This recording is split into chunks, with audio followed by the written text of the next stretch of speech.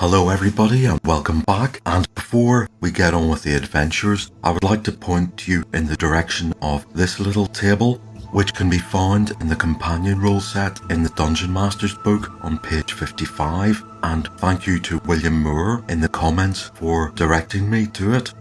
And as you can see, it gives encumbrance weights for magical armor, and it also gives different types of armor depending on the race. I have used this and I have been able to adjust the carrying weights of the party, and many of those are now lighter by 150 or even 200 coin weights.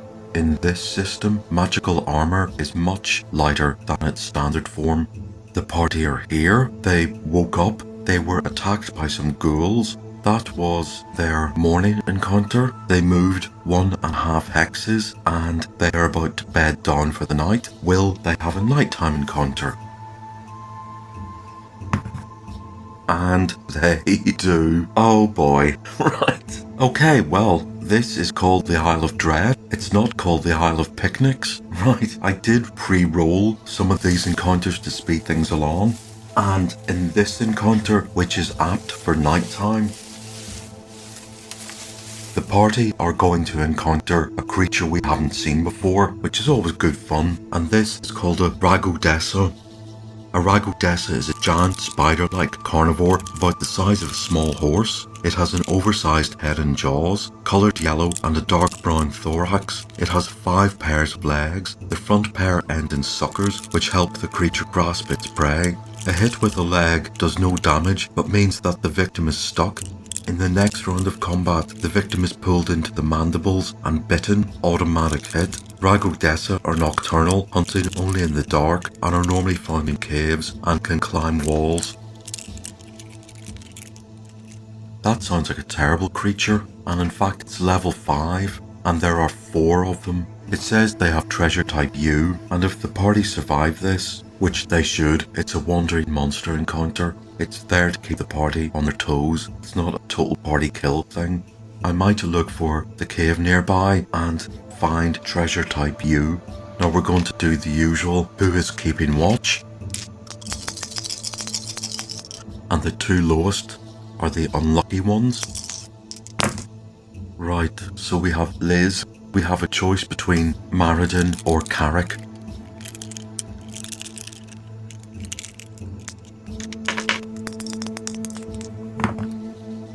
And that's Maridin. He is the clear pink dice. Right, these 2 have kept watch before. This is a much more dangerous encounter. So the first thing to do is roll for any kind of surprise. And we get surprise on them. That's good. That means Liz and why am I whispering? That means Liz and Maridin can wake up the others and they can get themselves ready with swords and shields. So the others wake up and they grasp their weapons. It will take them the next round to actually stand up and fight. Let's roll for the reaction of these creatures. They're described as neutral, so they're not necessarily evil. Oh, that's quite good. That's possibly friendly.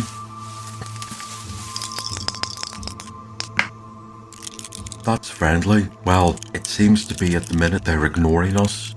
Do we want to get into trouble? Well, we can't sleep at night with these things walking around us. They might turn around and attack. We could do the dirty on them and attack them. You know, I'm tempted to do that, as foolish as it might seem. Yes, so these creatures are climbing around the lower tree trunks and on the ground of the jungle nearby the camp. They haven't attacked us yet and they don't seem to be interested. Let's cast some buff spells. What can we cast? Donard is going to cast Bless. Alright, so that's +1 to hit and damage for everybody. He's going to cast Striking on Carrick. Malin is going to cast Haste.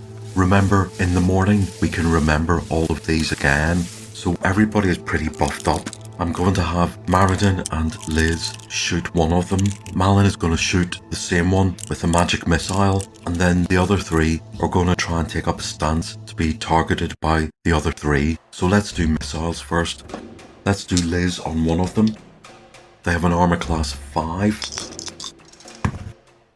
That's a 9. She hits armor class 4 and she does 1 + 3 damage is 4. One of them is down to 12, and it cries out in alarm, not expecting that attack. Maradin easily hits and does 3 onto that, so one of them is down to 4. Malin was going to cast Magic Missile on that same one. Sorry, I forgot we're hasted. Liz gets a second shot on that one, and she misses. Maradin gets a second shot on that one, and he misses. Malin gets to cast Magic Missile, and he chose the same one they were targeting, which is unfortunate. It has only 4 hit points left. Easily wipes that out. So this Ragodessa, which was halfway up a tree, suddenly screams and falls to the ground. Well, it's still our attack. The other 3 are alarmed. We can check their morale later. Let's do Carrick on one of them. He gets 2 attacks. Let's just do both of them together. And he gets Bless onto his hit and damage. Right, he hits with both of them. He does 3 plus 8 is 11, plus 2 is 13, plus 9 is 22. That does not kill the biggest one. Sylvia, who is not so sure of herself, is taking on the smallest one. Well, it helps if you throw the right dice. She misses badly. Not good news. And Donard the Mighty. That's a 7. That hits armor class 6. That misses. He hits with that and does 9 damage on the one that's on him. That was our attack round. Not very fair. Am I going to call that a surprise round? I don't think so, because we would have had to do some kind of approach. So I will do their attack rounds. They only need to throw a hit dice for the first one. So the one that's on Donard misses. The one that's on Sylvia hits her and she's stuck. Right, next turn she's going to be dragged into those jaws. And the one that's on Carrick misses. Right, Sylvia cries out in alarm as we roll for round number 2. And they get initiative. The one that's on Sylvia bites her in its jaws as she's trapped, and she screams, and she takes 6 damage. She's down to 15. Oh my god. I've just remembered I've forgotten the 2 other Ragodessa attacks. The one on Donard misses. The one on Carrick misses. And also, I would like to mention a comment from last time by Hermie Munster, great name, who did ask why I didn't roll for the encounter distance. In my head, I couldn't see how you could have an encounter distance in a thick jungle. Either the creature is very close up, or it's so far away you couldn't see it, or maybe even hear it. A jungle is filled with animals all going about their own business. Unless something comes close to you, could it really be an encounter? There's always going to be some creature within 120 yards of you. So that is up for debate. As always, your own comments and advice is welcome. Right, automatically our 2 archers shoot the one that's eating Sylvia. Liz hits well with this one and does 5 points of damage. It's down to 9. Maradin. Does he hit with that one? His ranged tobacco is 13. With Blessed, that's an 8. He hits armor class 5. He does 6 plus 6 damage is 12. Yes, that Ragodessa, which is on Sylvia, is dead. Spells. Malin is going to sit this one out. So we're on to melee, and let's roll for our dwarf, who hits with that one and kills the Ragodessa that he's been attacking. And then we do our cleric, who hits with both of them, and he adds 10 onto that, so that's 16. It had 14. They are dead. And before the sun sets, Sylvia, who's not happy at whosever idea it was, to attack. Right? She's going to use the Sword of Healing on herself. And she's back up to full health. So the party are going to wake up the next morning and they're going to look for the Ragodessa lair, and I will roll for what treasure is inside. Right, with that fight over, the party look at the dead bodies of the Ragodessa, and they are really disgusting things. I mean, it's a spider the size of a pony that's a sickly yellow colour, and it has an oversized thorax and jaws, probably like a stag beetle. It is looking deformed creature with two suckered tentacled arms. But what was probably most upsetting for the party was hearing Sylvia scream as she was dragged helplessly to the jaws and bitten hard. After they killed them, they had to prise the elf out of these jaws and help her back onto her feet.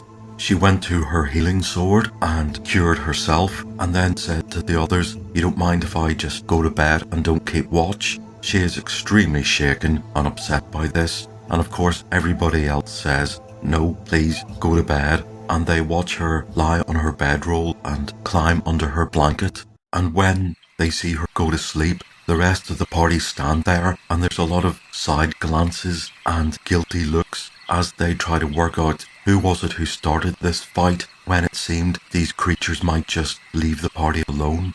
And of course, we can ignore the fact it was my fault this fight began. I have no way of telling the party this, so they have to stand in the jungle and look at each other, and most of the blame falls on Donard, largely because he woke up that morning feeling newly invigorated and filled with health, and also he tends to be the most vengeful of them all.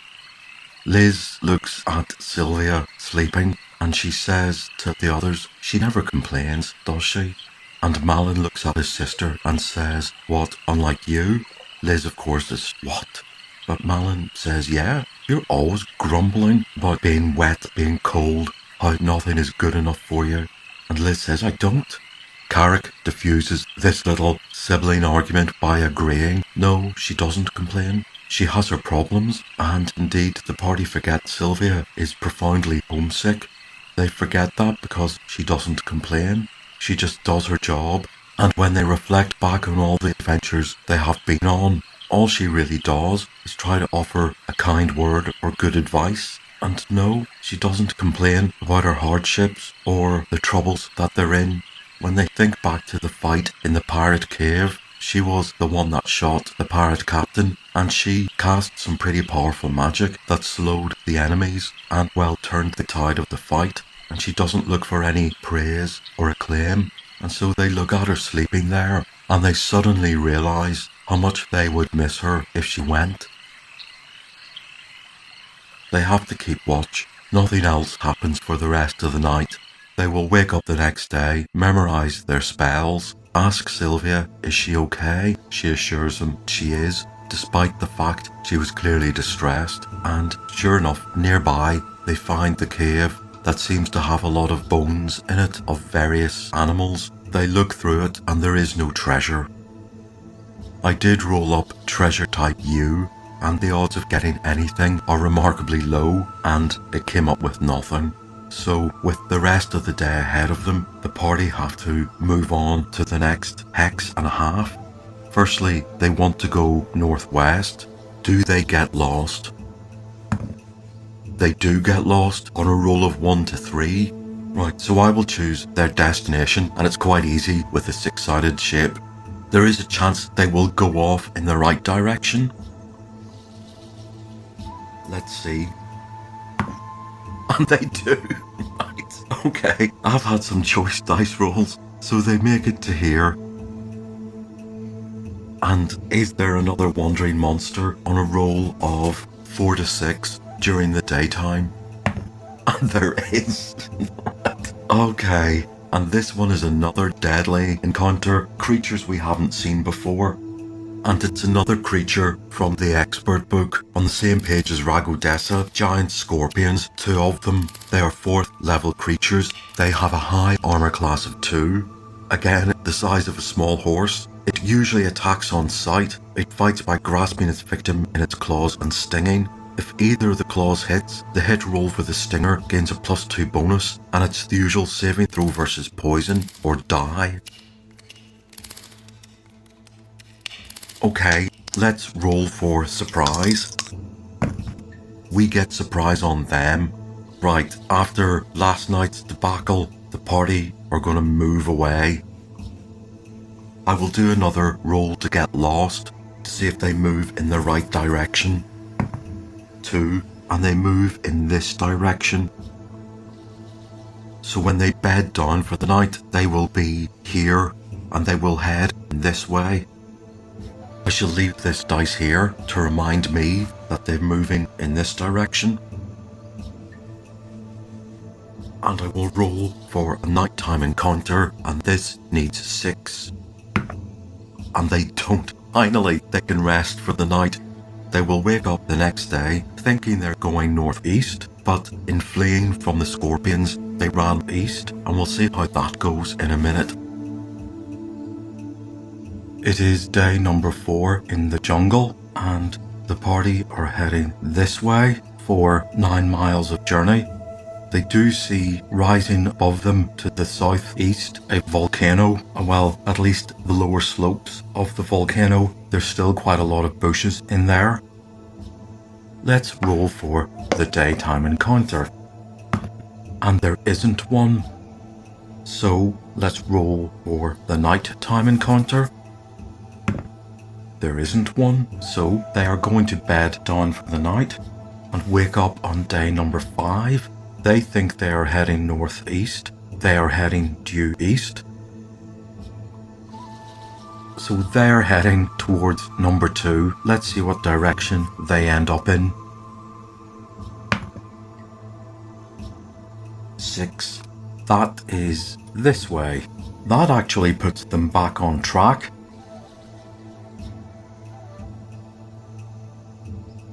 And they end up here. Let's do a daytime encounter.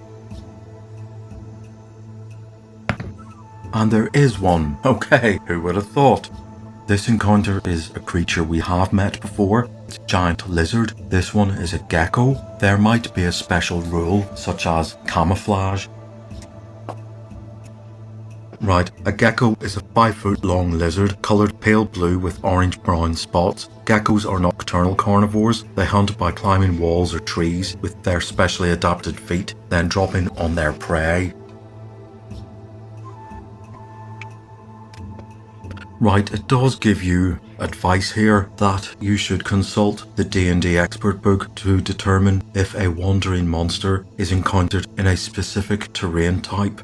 I think that also should take into account the time of day. So if a gecko is a nocturnal animal, I need to roll again.